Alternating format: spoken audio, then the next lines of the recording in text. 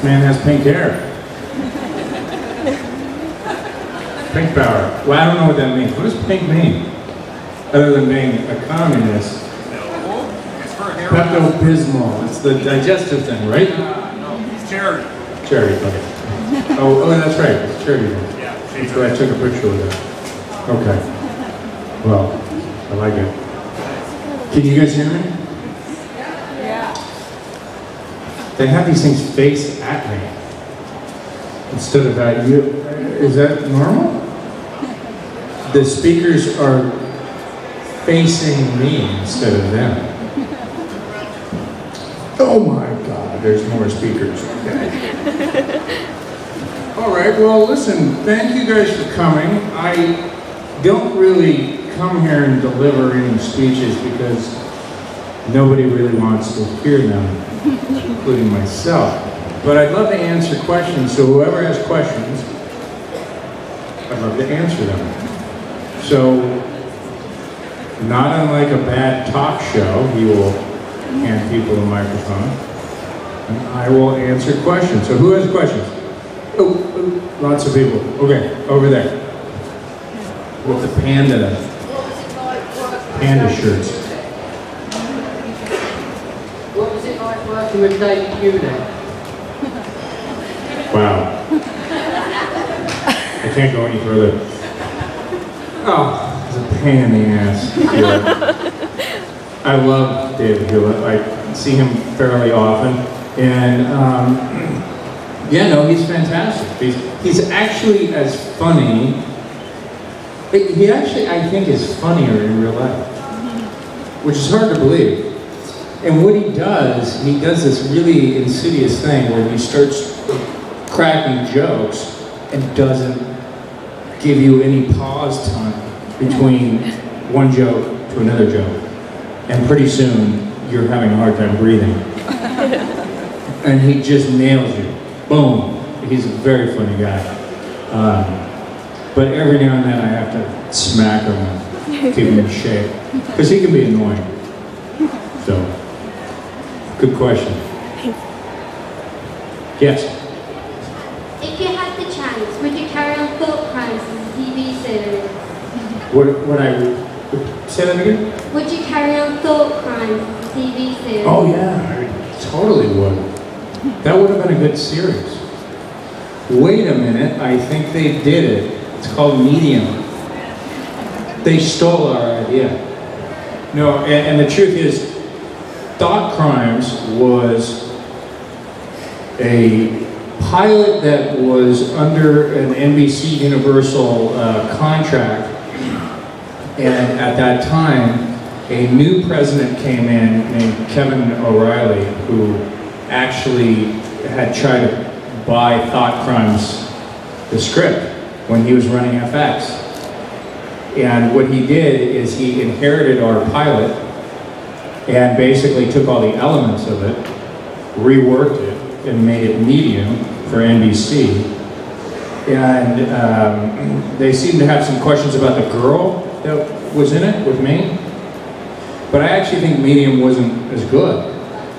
It's just more serious. It's good, don't get me wrong, but I don't think it was as entertaining as our show would have been. At least I'd like to think that, and I keep saying that to myself. Hi. If Atlantis had gone another season, where would you have liked the storyline to go? What would you like to see happen? I definitely would have ended up on a planet with like Captain Kirk and a bunch of women. Well, actually, I really think that that episode Vegas was really opening up a whole new chapter of storytelling for Atlantis that we really should have exploited. And it's too bad, because I think that would have created a really fresh season, and to be able to go back and forth into these parallel dimensions. Also visually, as a series, what the series needed is kind of a new imprint. Television is an interesting thing. Movies you buy a ticket to, you go into. It's dark. You're held captive. You watch the movie. Television, you're doing other things.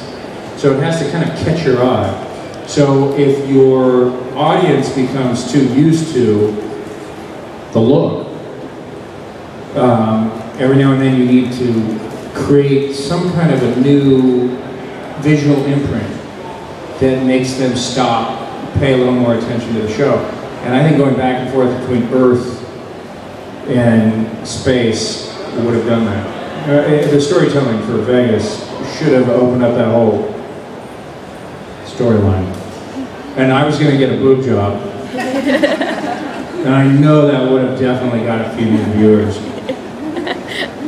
I can't afford it now.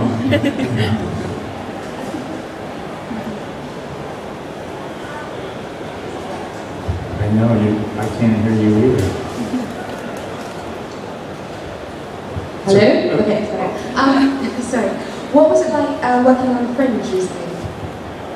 Oh, yeah. It was fun. They asked me to come up for Fringe. They wanted me to play this character. They said, come up, you shoot 2 days. It's not going to take much time. And then they called me at the last minute and they say, actually, we need you up here now, and it's going to work like 9 days or 8 days or something. Because little did I know, I hadn't even read the script and I hadn't even seen the show, so I didn't know anything about it. I guess I'm dead. I was like, oh, great. You want me to play the dead guy when he's dead? Well, that's just generally, you don't do that. I mean, generally they just get a double. I mean, you're dead, for God's sake. Anybody can be dead, right? But I guess they had to, I'm half dead or something, and they really needed, if they focus on it, that it's me and not somebody else. I spent 5 or 6 days dead. I was I'm not very good at that. I'm a little impatient. So in that regard, it was challenging. They pulled off some awfully tough hours, but it was great working with all those guys. It was fun, a lot of fun. I knew Josh Jackson from doing Dawson's Creek, but I went up there to see him and he wasn't even in that episode. I was like, great. Well, too bad. I think Fringe is more popular here than it is in the States. That's what it seems like to me. So, look at that. Oh, ow. I just finished a film with Jean-Claude Van Damme, and I play the ex-mixed martial artist world champion. And I have a tattoo that went from here all the way down here, a scar here, and a little scar here. And when I come back from work into my hotel, people would actually get out of the elevator. They were scared of me. Everybody was scared of me. And I was like, hey, this is kind of fun. Oh, your restaurant is crowded, there's no tables available, watch. So it was interesting, but we did a lot of stunts, and I'm still paying the price. But it was a lot of fun. In case you're wondering why my elbow looks like it has a giant tumor in it. I hit it. Actually, somebody else hit it. Somebody else's fault. With a machine gun. And it was shot in Romania, and the rules of stunts in Romania are a lot looser. You're like, all right, we blow things up. Yeah. You're like, great, what are you using? We use dynamite, that's how you blow things up. And they really do, they use dynamite. They're much looser with the rules.